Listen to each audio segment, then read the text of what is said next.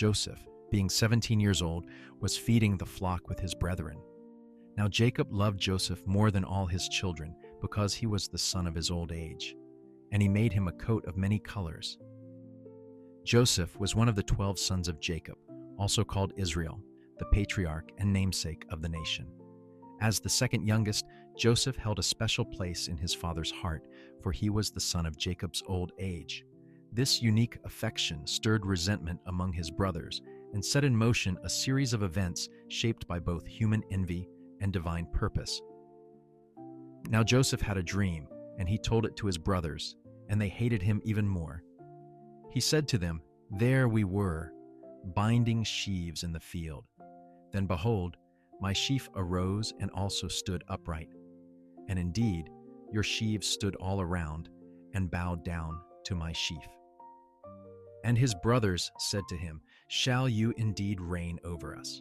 Or shall you indeed have dominion over us?" So they hated him even more for his dreams and for his words. Joseph began having dreams that foretold his future, visions in which his family would one day bow to him. Even as a boy, the dreams showed that God had a plan for him.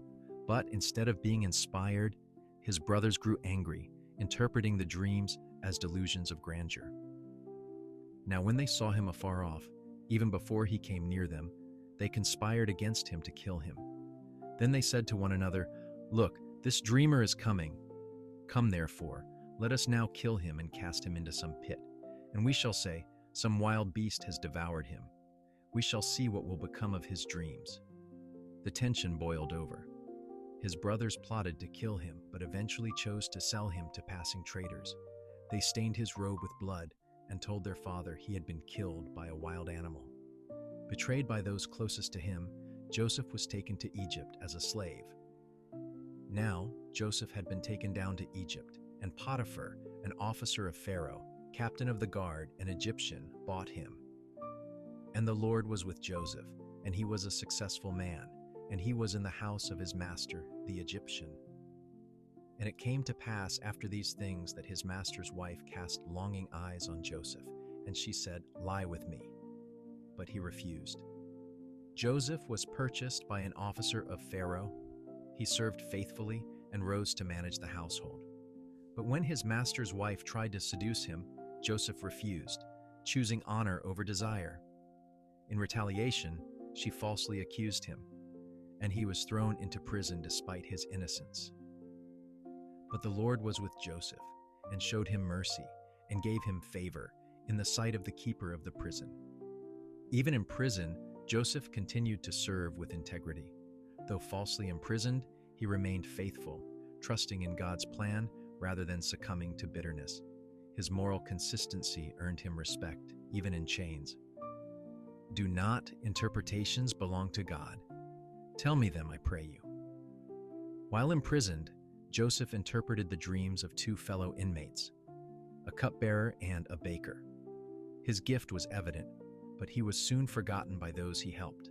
Yet Joseph's faith remained steady, awaiting God's timing. It is not in me. God shall give Pharaoh an answer of peace. 2 years later, Pharaoh had disturbing dreams no one could interpret. The cupbearer remembered Joseph. Brought from the dungeon, Joseph interpreted Pharaoh's dreams with clarity and gave credit to God. He foretold 7 years of abundance, followed by 7 years of famine. Thou shalt be over my house. Only in the throne will I be greater than thou. Pharaoh appointed Joseph to oversee all of Egypt's preparations. From prisoner to minister, Joseph's wisdom, stewardship, and character positioned him to become a key figure in the survival of the region. The boy once discarded was now ruling a kingdom. And Joseph's brethren came and bowed down themselves before him. And Joseph knew his brethren, but they knew not him. When famine struck, Joseph's brothers came to Egypt seeking food. They bowed before him, fulfilling his dreams, but they did not recognize him. Joseph concealed his identity to test their hearts and see if they had changed. I am Joseph, your brother, whom ye sold into Egypt. Now therefore be not grieved, for God did send me before you to preserve life. Joseph could have punished them. Instead, he wept. He forgave them. He revealed his identity and explained that their betrayal had been used by God for a greater good. His heart was not filled with vengeance, but with grace. You meant evil against me, but God meant it for good. Joseph's life unfolded through betrayal, false accusation, abandonment, and long seasons of silence. Through it all, he remained faithful. He trusted that God was present, even when his presence wasn't obvious. What others intended to destroy became the foundation for transformation. Injustice and suffering did not remove his purpose. They became the very path through which it was fulfilled. Joseph's rise to influence was shaped by his integrity under pressure. He stayed steady in obscurity, in prison, in bondage. Circumstances like rejection, exile, or humiliation did not diminish God's favor. They refined it. Every step, including the painful ones, carried intention. In a world where injustice is real and faithfulness often goes unseen, Joseph's story reveals that God's silence does not equal absence. His work may not be immediate, but it is ongoing. What others plan for harm, he uses for restoration. The wounds Joseph received from his brothers were deep. They sold him, forgot him, and returned to life as if he were gone. When they stood before him again, he held the power to repay them. He chose to forgive. Joseph showed grace. He embraced those who had wounded him. He preserved their lives. He allowed reconciliation to take root where resentment could have ruled. Forgiveness does not erase history, but it releases the soul from being trapped in it. When Joseph forgave, he stepped out from the weight of vengeance. He gave what they never earned, mercy. This forgiveness became part of the legacy. His obedience carried him through loss and injustice into purpose. At every stage, he remained aligned with what was right. He honored God in prison as he did in the palace. God lifted Joseph in his time. He brought him from the pit to influence, not by chance, but by providence. The path was not easy, but it was never without meaning.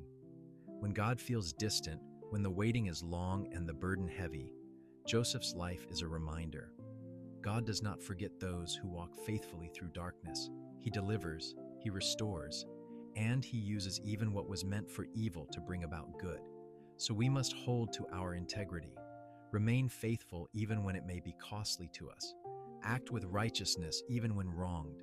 Trust that our obedience will be seen, and that in time, God will honor it.